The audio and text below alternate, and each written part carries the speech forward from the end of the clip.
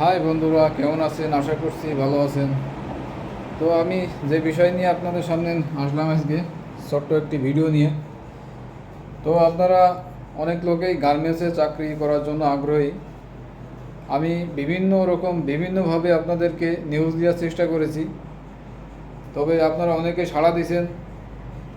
আপনারা চাকরি করার জন্য অনেকেই আগ্রহী, তবে বিভিন্ন জায়গায় লোক নিতেছিল। এখন বর্তমান বন্যার পরিস্থিতির কারণে অনেক ফ্যাক্টরি ডাউন হয়েছে।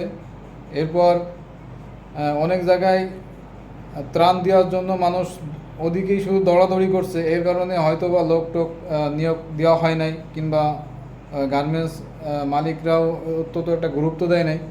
তবে আপনাদের কাছে অনুরোধ, আপনারা এই ভিডিওটি দেখা মাত্রই আপনারা কমেন্টস করে জানাবেন আপনারা কোন পোস্টে জব করতে চান, আপনারা আপনাদের দক্ষতা কীরকম আছে, সার্টিফিকেট আছে কি না, এই বিষয় নিয়েই আপনারা কমেন্টস করবেন। আপনাদের কমেন্টসের উত্তর দেবো, অবশ্যই আমি হেল্প করার চেষ্টা করব। আপনারা পাশে থাকবেন।